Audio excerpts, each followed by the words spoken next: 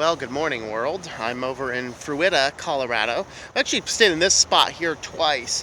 If you're in this general area, this is probably the best place to stop. It's the Colorado Welcome Center, just right off the exit 19 on I-70. So, very nice spot. They have restrooms, water. Although right now the water is not working for some reason, but you can fill up your water bottles. There's actually RV waste dump, RV water fill-up station, and a sign that is specifically posted that yes, you can stay in your vehicle attended for up to 10 hours. So, perfect spot to sleep. I did sleep here twice. I probably would not want to do that, but right behind me on the canyon ridge is the Colorado National Monument, and then I went down to the Black Canyon, came back up, and I said, all right, this is the spot we're going to stop. And then this morning, before the grass thaws, we are going to be heading off to Utah next. And I'm just going to cook up some coffee, cook up some bacon and eggs, and then I will be on my road probably within an hour or so.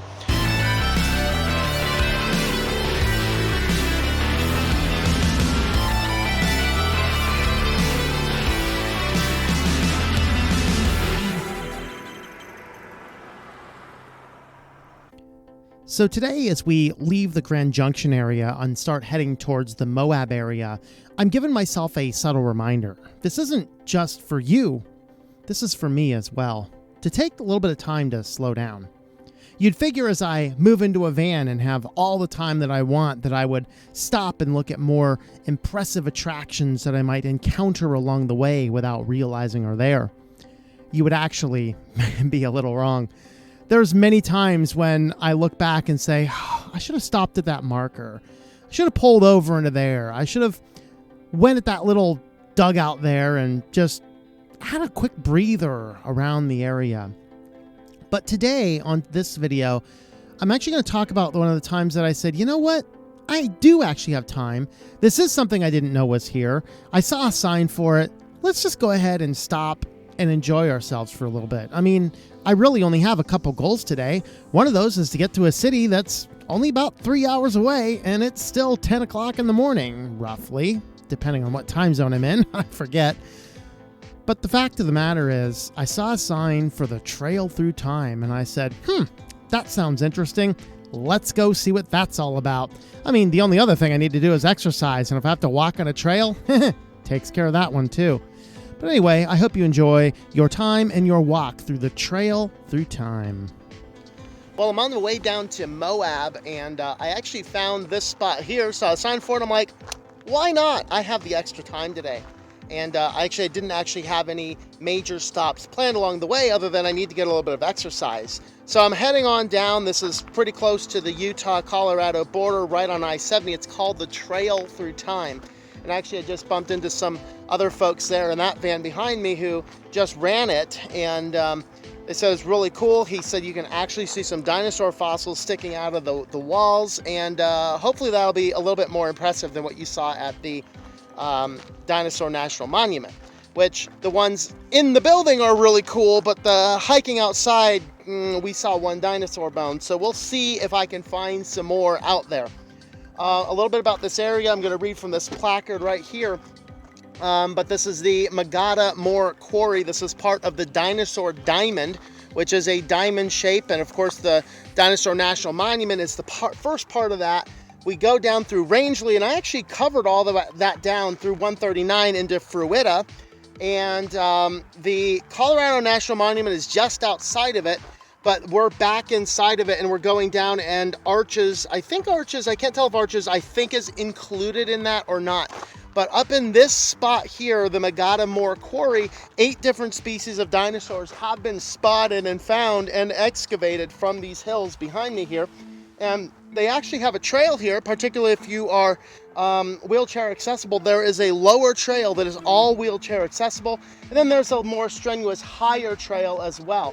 So the overall trail is going to take me about 1.6 miles to go around. So a 2-mile loop up into those hills there and around to possibly see some dinosaur bones. So there is actually a quarry and information center up at the front, and there's actually another placard way up there, which we'll talk about that a little bit. But enough of that. Let's go ahead and start the walk here.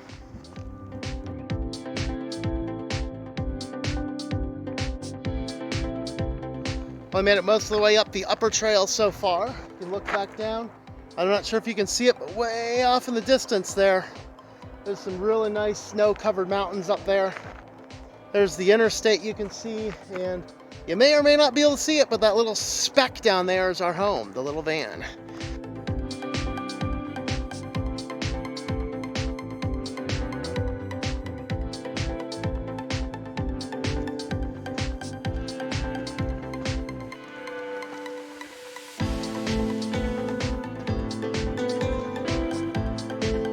This type of trail is exactly why I wanted to get out into the world and explore all these places before I get too old. And people are like, let me retire and then I'll go see the world. You know, a 65 and 75-year-old body doesn't hike a trail like this very easily. Something to keep in mind, guys. Live your life best now while you can. Not promoting any, best life now books or anything, but get out there and see the world before you're too old. This is worth taking some time out for.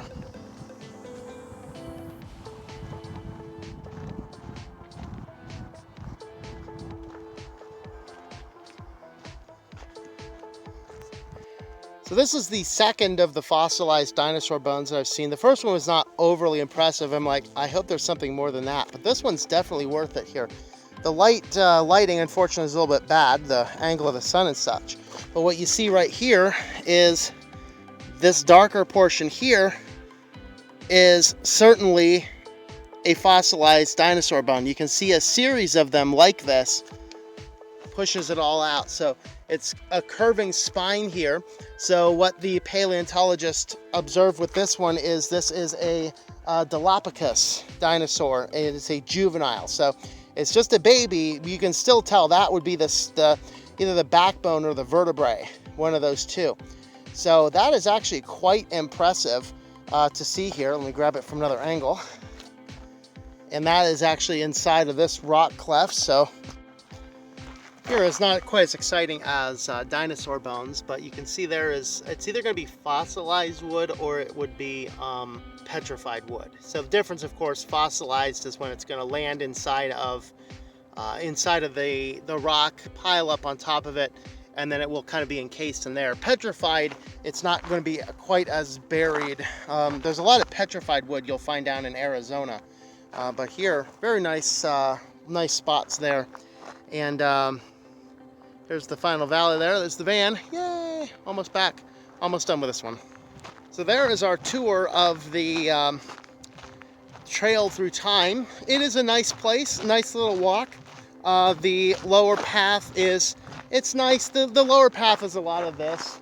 It's good to get out. The upper trail was definitely worth the hike. It's not super strenuous, but you do need to be prepared that it is going to be a little bit tough to get through. I didn't show the hardest parts of it, but I did show some of it. There's two spots where they show dinosaurs, unless we have another one at this spot coming up here. There's 2 or 3 more spots here, so who knows, we might. Overall, would I take this one? Absolutely. It's in the middle of nowhere on 70, right in the Colorado side, kind of close to Utah. It is absolutely worth stopping, using the restroom, which is located behind the rock, and not literally pooping behind the rock, but there is actually a pit toilet back there. And then there is a very nice hike through here. Takes, I don't know, half hour-ish, maybe an hour, who knows. Here, this placard here we're at is the Balanced Rock. Just right up, there it is. There's our Balanced Rock. And so, very nice. I've seen too many balanced rocks. We're not going to stop and talk too much about that. Of course, rock, sandstone, erosion underneath it, stays up there. We'll see a whole lot more of those on this channel. But I've seen those. Seen one balanced rock, you've seen them all, you know. Anyway, this is definitely worth the little hike, though. And nice place to just kind of stop, use the restroom, take a little break, stretch your legs, and see some dinosaur bones. That's kind of cool. Well, guys, I hope that you enjoyed this one. This is the trail through time over there in western Colorado.